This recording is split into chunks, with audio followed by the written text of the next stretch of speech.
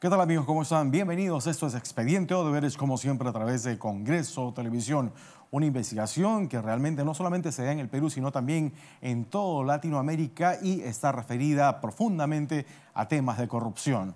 Bienvenidos nuevamente a través de nuestras plataformas. En Congreso Televisión estamos pendientes de todo lo que pueda ocurrir en torno a la investigación Lavallato y específicamente al tema Odebrecht. Y bueno, la Comisión Lavallato ha tenido en los últimos días un trabajo realmente muy laborioso, un trabajo recibiendo precisamente a numerosos invitados. Uno de ellos ha sido Andrés Milla Comitre, exdirector de inversiones de la concesión de Chavimochic. Él ha reconocido su firma en diversos documentos, por supuesto, y convenios y contratos en el área de finanzas corporativas del Banco de Crédito. Él trabajó para el Banco de Crédito y luego se fue a trabajar a Odebrecht, nada menos. Él ha dicho, entre otras cosas, por ejemplo, que First Capital y Westfield no contrataron directamente con el Estado peruano, pero el detalle que le faltaba a esta fotografía para que sea completa es que ellos trabajaban para Odebrecht y Odebrecht sí contrataba con el Estado peruano. Interesante desde el punto de vista, en todo caso, de Andrés Milla Comitre, y vamos a escuchar la primera parte de esta selección, de esta presentación que hemos precisamente preseleccionado para que ustedes puedan escuchar y analizar en detalle cada uno de los testimonios que dio Andrés Milla Comitre en el seno de la Comisión Lavallato. Escuchemos. Simplemente para ilustración de todos un poco, ¿no? Y de usted particularmente. Ese proyecto fue hecho en los años 80 y por supuesto fue diseñado y proyectado por Charles Sutton en los años 20, que hizo las 9 irrigaciones del Perú en época de Leguía. Pero claro, Leguía cayó y cayó Sutton con él. Y ese proyecto lo retoman y hacen, los rusos hacen un proyecto especial que debió licitarse igual y hacerse igual, pero fue cambiado por Odebrecht. Y al final, este proyecto de 200.000 hectáreas quedan en 38.000 hectáreas. De 90 metros de altura la represa para hacer una hidroeléctrica quedó en 42 metros y no se puede hacer una hidroeléctrica que va a beneficiar a 6 millones de peruanos con luz. Eso es lo que hace Odebrecht. Y en vez de poner la plata a Odebrecht, porque era muy caro, había que poner menos, solamente pone 33 millones y el Estado pone toda la diferencia, conforme usted lo ha descrito perfectamente bien. Pero capital fresco, 33. Y es una obra que se convierte entonces en 400 o en 500 millones de dólares con todo lo que hemos visto y usted lo ha descrito perfectamente bien. Y, lógicamente, con el apoyo de Westfield, en fin, el presidente, los ministros de aquel entonces, etcétera, avalando y prestando dineros de la manera que usted perfectamente lo ha descrito. Eso fue el gran negociado. Y el gran negociado es el agua, porque el transporte del agua de un lado al otro de la cordillera es el transporte del agua probablemente más caro, con tarifas más caras del Perú. Esa es parte también del negociado. Entonces, lo que están acá, usted está acá, señor Milla, describiendo la parte financiera, la estructura financiera. Pero evidentemente es un negocio maligno para el Perú, maligno y dañino y costoso. Ha podido costar muchísimo menos si no hubiese habido corrupción, si no hubiese habido interés verdadero en ayudar a la región Lambayeque. Es una opinión personal en todo caso. Gracias, congresista García Belaúnde. Congresista Costa. Sobre la estructuración financiera, entonces, no tenía a la mano la información que ha presentado el congresista García Belaúnde sobre el aporte de 77 millones por parte del Estado. Pero el aporte de Odebrecht fue 33. Pero hay 150 millones prestados a la CAF 50 y 100 levantados en bonos, que esos son pagaderos por la concesionaria. Entonces no es solo 77, sino es 77 más 150 que la concesionaria tiene que pagar. ¿Eso es exacto? estoy un poco confundido sobre los 77, por lo menos no formaban parte del contrato de concesión ni del financiamiento que yo vi. Lo que sí puedo decir es que el aporte original en el usos y fuentes del proyecto era algo parecido a lo que ha referido el congresista, pero después este proyecto tuvo costos adicionales porque tuvo algunas dificultades técnicas. Y Odebrecht hizo aportes adicionales, yo no sé si fue a través de un crédito subordinado o algo por el estilo, pero los aportes de capital del concesionario superaron los 50 millones de dólares, sea mediante capital en sí o un componente de deuda subordinada, pero efectivamente el costo del proyecto superó los 200 millones de dólares, según yo recuerdo. Entonces, probablemente en el contrato original había aportes pactados de 33, pero al final terminaron siendo más. Yo entiendo que el proyecto tuvo dificultades técnicas relevantes que requirieron más aportes y ahí básicamente el financiamiento ya fue propio del concesionario. Pero los 77 millones aportados por el Estado no estaban... Eso no formó parte de la estructura contrato financiera, original. no sé si era algún aporte tipo cofinanciamiento o algo por el estilo, pero eso no forma parte de la estructura del financiamiento privado en el que yo participé. No sabría... Perdón, como economista, señor Milla, porque han valorizado Olmos o lo quieren vender, lo que ha salido por ahí publicado, que quieren venderlo en 500 millones de dólares. ¿No le parece un gran negocio de Odebrecht haber invertido 33 millones solamente, haber levantado un poco más, de acuerdo a lo que usted mismo ha descrito, y aparte del pago anual de 28 millones, y ahora quieran vender en 500 millones? O sea, ¿no le parece un gran negocio para Odebrecht? ¿O usted cree que Odebrecht no ha ganado nada, se ha quedado con muy poquito? ¿Cuál es, como economista, usted qué cosa cree? ¿Que fue un gran negocio o ha perdido Odebrecht haciendo la obra? Según yo recuerdo, hubo algunos costos adicionales importantes que fueron solventados por el concesionario. Usted se refiere probablemente, señora presidenta, el congresista se refiere probablemente a la transacción que se está gestando para una venta de ese proyecto. Yo entiendo que, digamos, los detalles de esa transacción son confidenciales. Yo no estoy, para empezar, autorizado ni participo de esa transacción, pero la referencia que tengo es que el valor que se está mencionando está muy lejos de lo que refiere el congresista. Yo los invitaría a hacerle esa pregunta quizá a los encargados del proyecto Olmos, pero entiendo que el valor está muy lejos de lo que refiere el congresista, ¿no? Ahora, no soy quien para hablar de eso, por favor, pediría que le pregunten eso a la empresa. Simplemente recordarles que todos los detalles de lo que acontece en torno a la investigación Lavallato la tiene aquí en Congreso Televisión todos los lunes en estreno y, por supuesto, también a lo largo de nuestra programación. Estábamos escuchando la versión, el testimonio, la exposición de Andrés Milla Comitre, un personaje realmente clave, un personaje muy importante dentro de la investigación Lavallato, ya que en las investigaciones de esta comisión se ha llegado a establecer que la empresa Westfield Capital del señor Pedro Pablo Kuczynski, hoy presidente de la República, se asoció con el Banco de Crédito para la estructuración financiera de al menos 2 empresas de Odebrecht, Trasvase Olmos e Interoceánica Sur Tramo 3, y una empresa controlada por la argentina Techin, transportadora de gas del Perú, TGP. Gerardo Sepúlveda ha logrado reclutar como gerente de First Capital de Perú al ex ejecutivo del Banco de Crédito, Andrés Milla Comitre.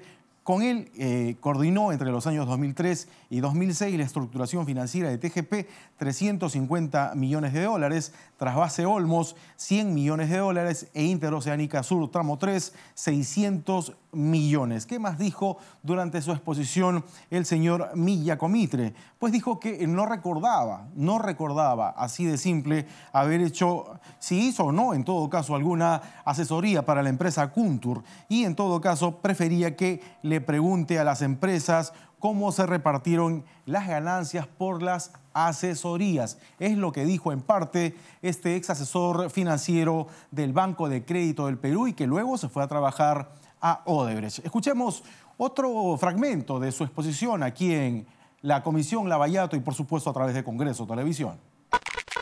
Yo le pedí que me dijera cuál era el aporte por separado de cada uno. Sí. Entonces, el aporte del señor Sepúlveda era el tema legal internacional, en el tema de contratación, básicamente la ley de Nueva York. No, entre otros aspectos. De hecho, yo entiendo que el señor Sepúlveda no es abogado. O sea, Sí, por eso. no era una participación legal, sino más bien en la experiencia de la negociación de la parte comercial, no legal, de esos documentos. Ese era uno de los temas. Otro tema, por supuesto, era la definición de la estructura, ¿no? El señor Sepúlveda participaba en las reuniones de trabajo de marketing, digamos, con los inversionistas, porque evidentemente uno tenía que ir a hablar con el mercado para ver ¿Qué qué significa opinaba. eso? Defíname reuniones de marketing con los inversionistas. Sí. ¿Cuáles son los componentes de una reunión de marketing con inversionistas? Por supuesto. Uno preparaba un resumen, una presentación, digamos, resumen de unas pocas láminas, porque los inversionistas normalmente reciben a mucha gente, tienen poco tiempo.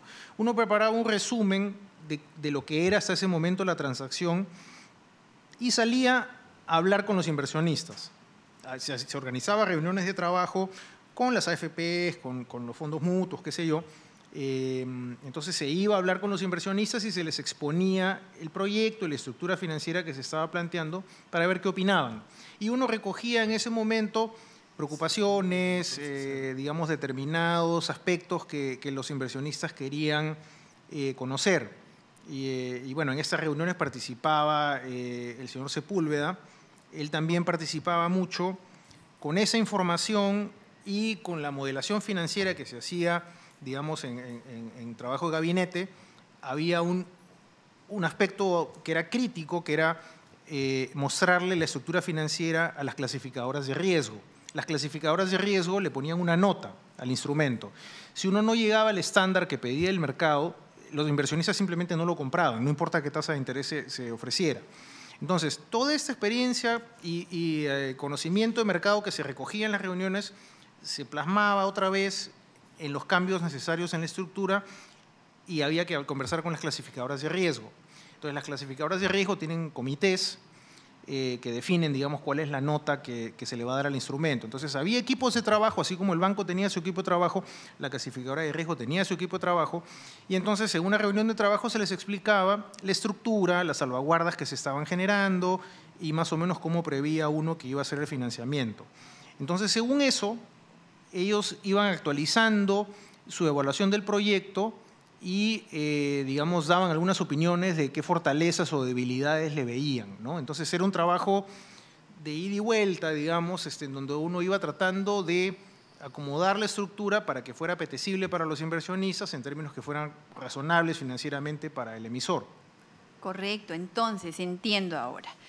El señor Sepúlveda, en estas reuniones de marketing, lo que hacía es decirles a los inversionistas y a las clasificadoras de riesgo que su clasificación de riesgo podía mejorar porque obviamente podían ser garantizados por el Estado. Y también a los inversionistas, es decir, el señor Sepúlveda se reunió con E-Salud, el señor Sepúlveda se reunió con las AFPs, fue él el que llevó la reunión, ¿ese era su papel? ¿O Mire, quiénes eran los inversionistas? Los inversionistas eran una multiplicidad, seguramente algunos de los que usted ha mencionado, AFPs, fondos mutuos.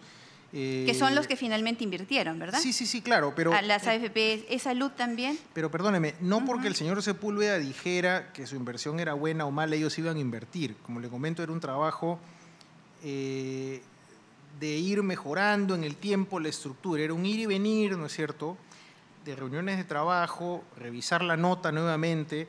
Las clasificadoras tenían comités totalmente independientes, ¿no es cierto?, que definían esto. Entonces, digamos, yo no quisiera que quede la impresión que él ahí tenía la varita mágica y manejaba las cosas. Digamos. No. Digamos, usted ha dicho que él llevaba y explicaba a los inversionistas. Los inversionistas que finalmente se convirtieron en tales fueron las AFPs, Salud. Él participaba de esas reuniones junto con el banco, ¿no? Yo recuerdo haber ido a esas reuniones. Claro, no, lo que pasa es que yo quería definir qué hace cada uno. Y usted me ha dicho, él no era estructurador, no estaba autorizado como tal. Entonces hemos seguido indagando hasta que hemos terminado en los temas de marketing y en los inversionistas y en las clasificadoras de riesgo. Sí. Entonces, es solamente para identificar, no estoy atribuyendo nada, estoy solamente tratando de... Y perdone, todo esto que le he mencionado era un trabajo conjunto, era un equipo, digamos, digamos, era un trabajo que se hacía conjuntamente a lo largo del tiempo. Es una transacción que demoró 2 años hasta su implementación.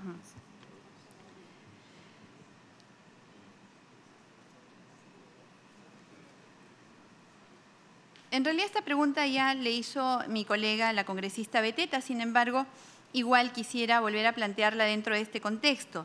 El 16 de junio del 2004, Javier de Sousa Ferreira, asesor financiero de Odebrecht, solicitó al BCP y a Westfield la asesoría en la estructuración y colocación de instrumentos de mercado de capitales. Si el Estado peruano, Proinversión, no hubiera otorgado la buena pro del proyecto Trasvase Olmos a la empresa Norberto Odebrecht, el BCP y Westfield, ¿hubieran realizado la estructuración y colocación de bonos y acciones y recibido los porcentajes de los montos colocados? Evidentemente que no, porque no hubiera habido cliente. Entonces, ¿podemos decir que existía interés en Westfield en obtener la buena pro de la concesión de Trasvase Olmos? O sea, evidentemente el equipo de trabajo se esforzó en presentar una propuesta que tuviera una bancabilidad competitiva para el concesionario para que ganara la concesión. Y por supuesto por ese servicio, tanto el banco como Westfield tenían una expectativa de una remuneración, iban a cobrar una comisión. O sea, entonces la empresa del señor Pedro Pablo Kuczynski, Westfield, tenía un interés en que Proinversión, presidido por el señor Pedro Pablo Kuczynski, obtuviera la concesión. De nuevo, yo me puedo limitar, digamos, a explicarle, señora presidenta, mis funciones como empleado del Banco de Crédito, esas preguntas, yo creo que no puedo yo responderlas, tiene que hacerlas directamente a las personas que usted menciona. No, yo solamente ya le he puesto los nombres a quienes estaban en cada lado. Antes me dijo que Westfield y Proinversión sí, ahora solo le puse los nombres, nada más. Sí, de Proinversión yo no sabría decirle, lo que yo sí le puedo decir es que en el Banco de Crédito nosotros nos esforzamos en presentar una propuesta competitiva y una vez que nuestro cliente ganó la buena pro, nos esforzamos en llevar adelante ese mandato para lograr el financiamiento y evidentemente obtener las comisiones que habíamos pactado. El 29 de marzo del 2005 se produjo la modificación del acuerdo del 17 de marzo del 2004. ¿Participó usted, señor Milla, en esta modificación? La modificación del acuerdo de Trasvase Olmos. Es una modificación que se refiere a las comisiones, ¿no? Sí. Sí. Yo sí participé y como comenté, a esas alturas ya hacía 1 año que estábamos trabajando en ese financiamiento y la transacción se veía bastante difícil. Por eso es que hubo esta renegociación para tratar de cobrar un poquito más por el tiempo que se había invertido y que hasta ese momento no había rendido frutos. ¿Participó Gerardo Sepúlveda? Entiendo que sí. Usted tiene la copia de los documentos. ¿El señor Juan Andrés Marzano? No tengo una copia acá del documento, pero si usted lo tiene puede verificar. Me imagino que son las mismas partes que firmaron el contrato original. Debe estar seguramente el señor Marzano, el señor Ferrari, mi persona y el señor Sepúlveda, seguramente. De igual forma, el 29 de marzo del 2005 quedan modificados los honorarios por estructuración y colocación de bonos. Queda una comisión de éxito del 1.7% por la estructuración y 0,1% por colocación. ¿Quiénes renegociaron las comisiones por bonos? Renegociaron, perdón, por parte de... ¿Quiénes participaron? Disculpen, no le escuché. ¿Quiénes renegociaron las comisiones por bonos? ¿O esa es la respuesta que me dio antes que estuvo Son usted? las mismas partes, digamos, quien tomaba la decisión, en el caso de Banca de Crédito, era mi jefatura, el gerente del área, seguramente eso se ha definido también con el señor Sepúlveda por parte de los asesores y tiene que haber sido con el cliente, que era el que finalmente pagaba, que debe haber sido el señor Marzano Soto.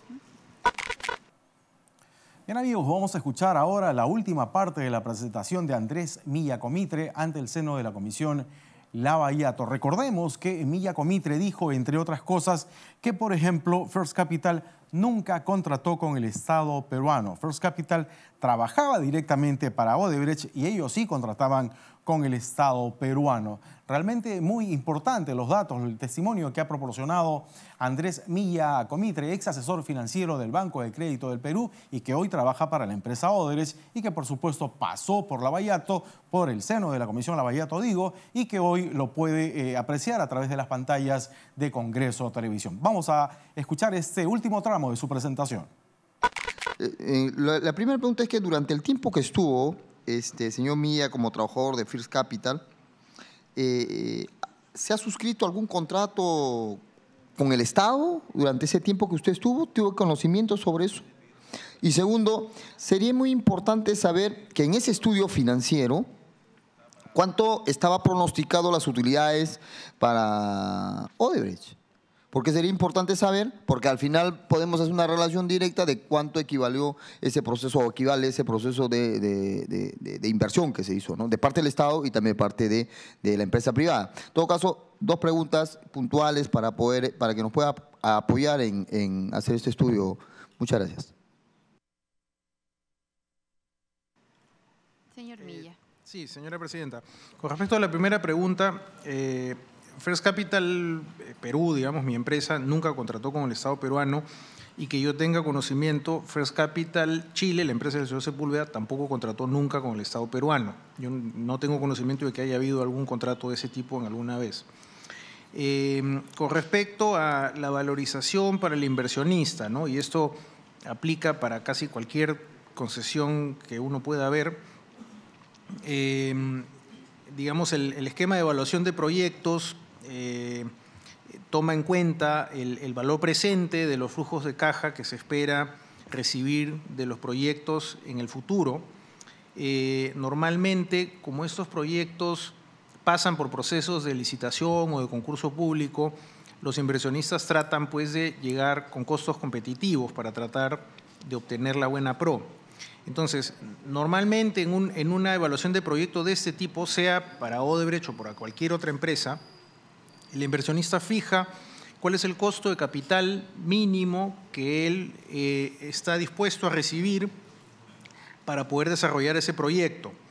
Entonces, eso de alguna manera determina más o menos cuál va a ser el retorno que va a tener el inversionista.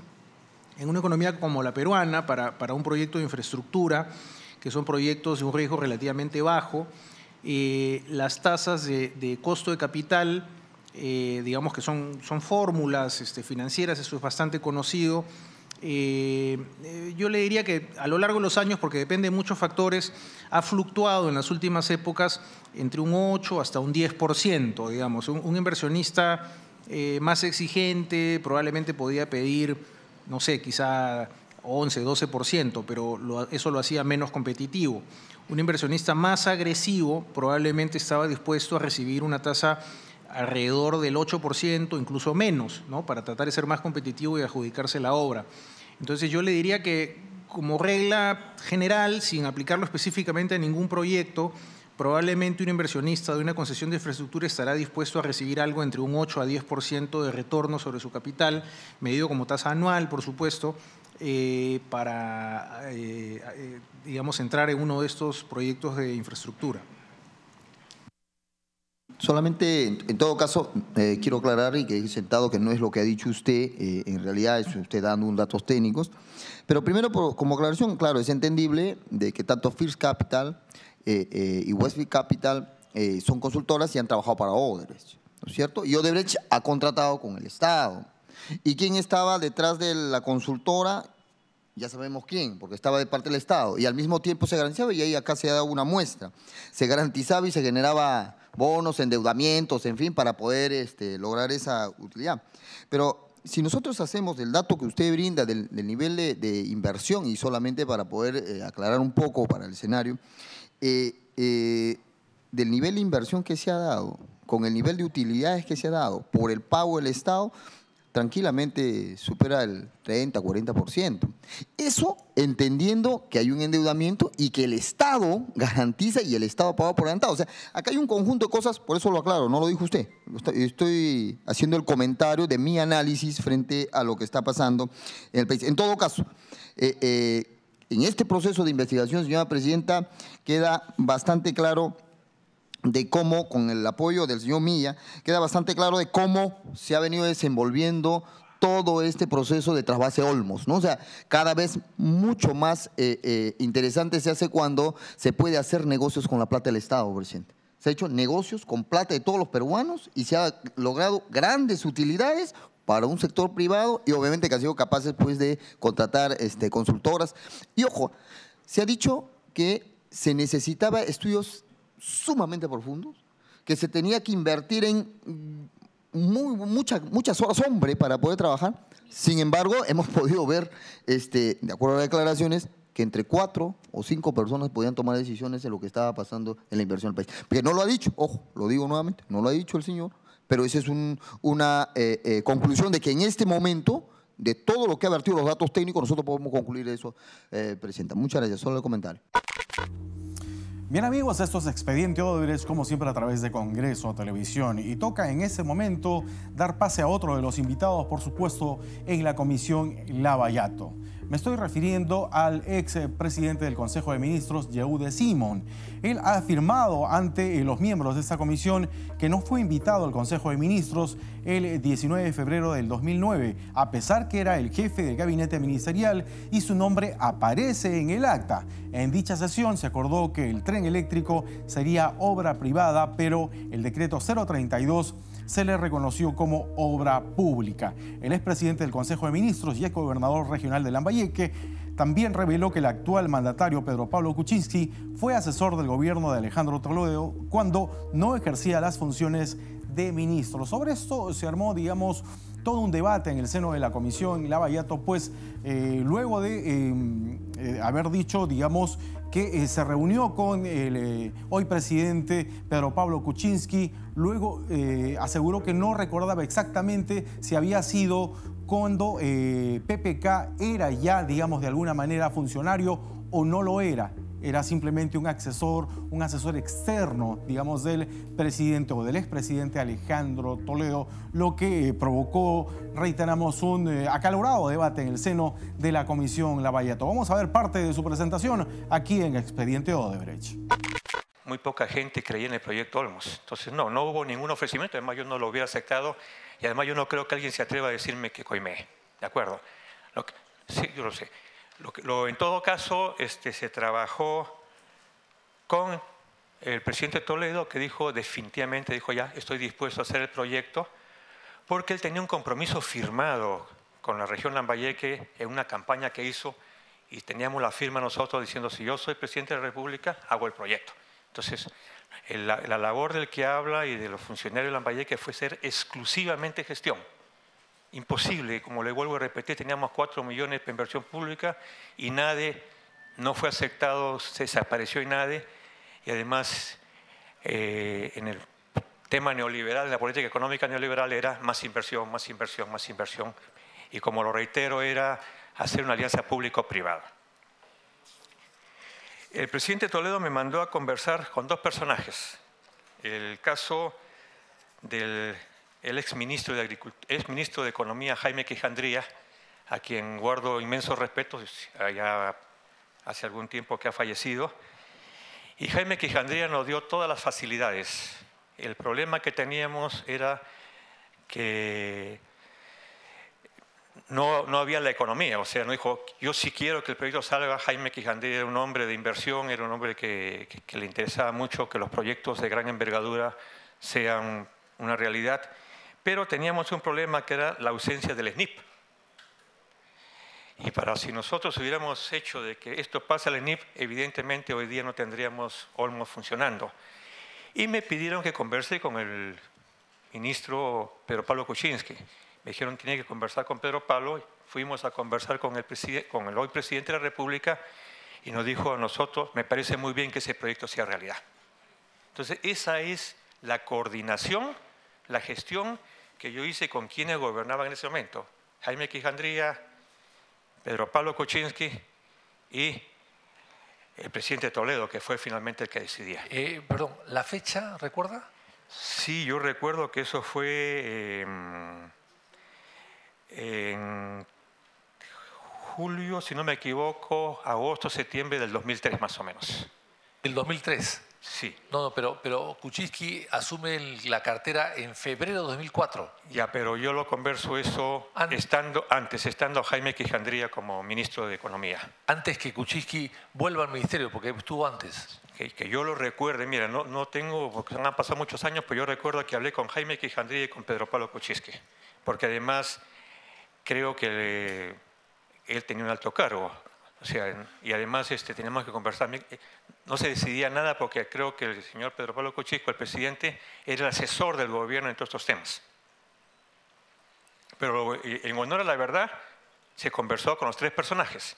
Alejandro Toledo, que finalmente dijo la decisión política está tomada, llamó a René Cornejo, porque René Cornejo en ese momento era presidente de Proinversión, habló con René Cornejo y le dijo no hay más vuelta que darle, Olmos se hace de todas maneras. Se conversó con Quijandría y se conversó con Pedro Pablo Kuczynski. Conclusión, el señor Mulder. Congresista Mulder. Presidenta, sin perjuicio de que este tema lo aborde en el momento en que me toque hacer las preguntas, pero creo que justamente por haber sido mencionado el señor Kuczynski hay una pregunta adicional que hacer. El señor Kuczynski, entre otras cosas, uno de los primeros casos que él ha reconocido haber asesorado a través de Westfield es el de Olmos. Lo señaló en radioprogramas cuando ya había una información relativa a otras asesorías que él había brindado, y que negó, pero la que sí reconoció fue la de Olmos.